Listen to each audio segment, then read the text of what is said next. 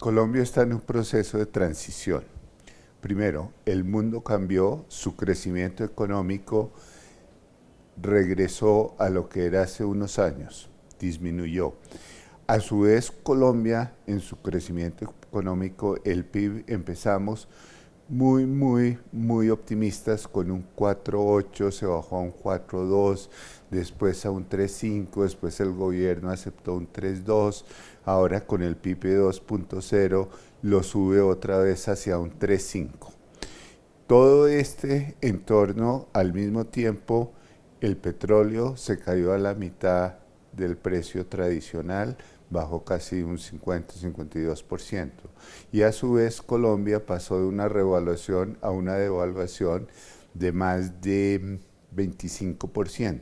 En el 2014 produjimos 31,6 millones de toneladas de alimentos, exportamos 4,4 millones, incluyendo café, pero importamos 10,3 millones.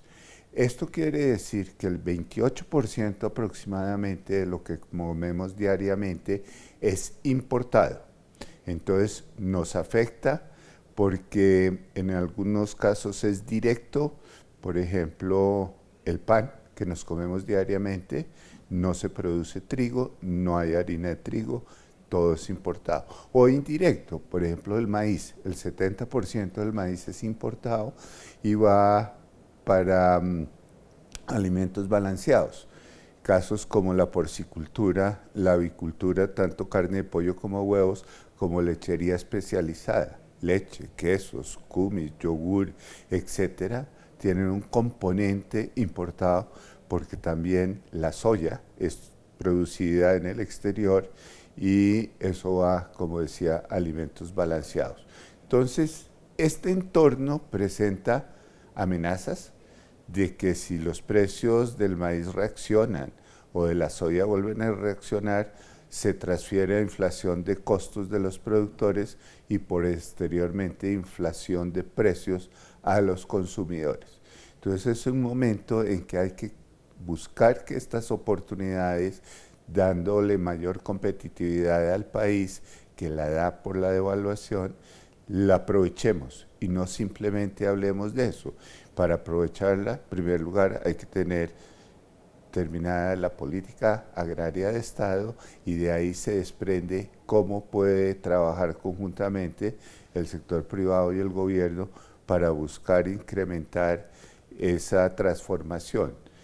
Porque si hablamos del PIB agropecuario, en el 2013 estuvo cerca del 6,7, en el 2014 el 2,3 y las proyecciones nuestras está en el 2%. Y acordémonos que más de la mitad o un poquito menos de la mitad, dependiendo del año, el componente principal es café. La próxima década tiene dos grandes interrogantes. Uno es en el momento en que se firme el inicio de un proceso de paz. Soy muy claro, digo el inicio, porque si se firma en este momento con las FARC, quedan pendientes el ELN, quedan pendientes las BACRIN, eso daría tranquilidad. Pero paralelamente hay un conjunto de actividades económicas que van a marcar la próxima década. Uno es la reforma tributaria que está en curso, que si se vuelve solamente para buscar recursos y no es una reforma estructural, va a espantar a muchísimos inversionistas que no van a tener un panorama de una década para inversión.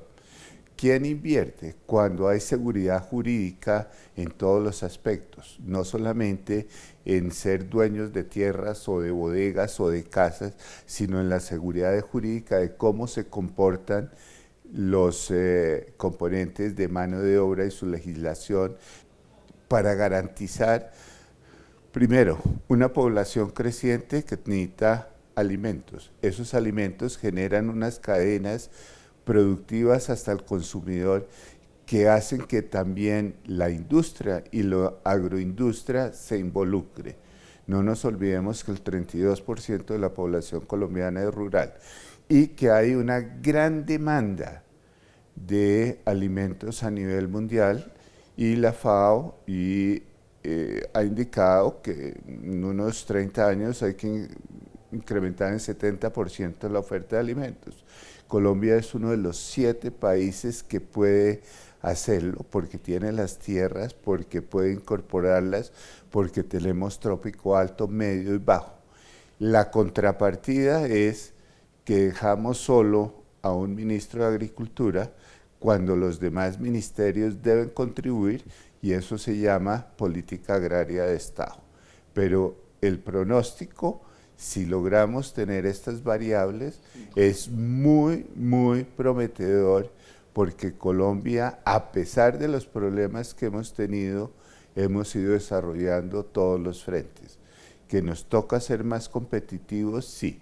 Que nos toca asumir cada sector responsabilidad, sí. Que cuando hay adversidad, por ejemplo, la industria pasar de revaluación a devaluación y busca mantener sus utilidades, no debe ser a costa de disminuir el precio del productor, sino de su mayor eficiencia comparativamente con las industrias de otros países para ser competitivos.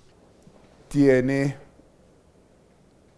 muchísimos componentes de haber sacado recursos de un lado y de otro. Es una forma de decir y de dar a entender que el gobierno sí está preocupado por el proceso que está sufriendo la economía, que aunque crecer un 3,2, un 3,5 es mucho mejor que el de otros países vecinos o de otros países en el mundo, no es lo que Colombia necesita en este momento, y por eso el gobierno busca ese crecimiento. En el caso específico del sector agropecuario, el ministro Aurelio Iragorri logró unos recursos y que fueran manejados y que se hicieran a través del Ministerio de Agricultura para vivienda rural. Yo personalmente estuve viendo las nuevas casas. Es una diferencia y es una mejoría sustancial para que el campesino nuestro, para que las personas en el área rural mejoren su nivel de vida. Ya tienen 3 alcobas, su sala comedor, su cocina, fuera el lavadero. Tienen algo que nadie había pensado, sino las personas que, como el ministro, conocen cómo funciona el campo. Es decir, un cuarto para las herramientas del campesino, para guardar el asadón, la pala, el machete, la fumigadora, todas estas cosas que tienden a ser los elementos con el que él produce el equipo para arar a mano, ese tipo de cosas. Entonces es muy interesante desde ese punto de vista para la agricultura. Lógico, dentro del total no es que sea lo más significativo. Ahora, los componentes hay que ver hacia dónde se van. Por ejemplo, educación, yo quiero que en las zonas rurales se entienda que hay espacios y posibilidades, y la educación sea para quedarse en las zonas rurales y no para irse a las grandes ciudades. En este momento, con el dolor del alma, hay que tomar una decisión que no es fácil. Están las necesidades económicas, sociales y políticas. Y si se recarga en los conceptos sociales y políticos y no se pone el aparato productivo colombiano a producir, nunca vamos a tener sostenibilidad en el mejoramiento social y en la reducción de las brechas de pobreza entre el campo y la ciudad. Aquí no es qué hacemos este año o estos 2 años, qué hacemos para que sea sostenible y en su conjunto la economía mejore. Entonces, sí, en un momento dado, una reforma tributaria puede crear incentivos tributarios para traer inversión que no se ven el año siguiente o el otro, pero que dejan una infraestructura de producción que permite la expansión de ciertas áreas de la economía muy equilibradas.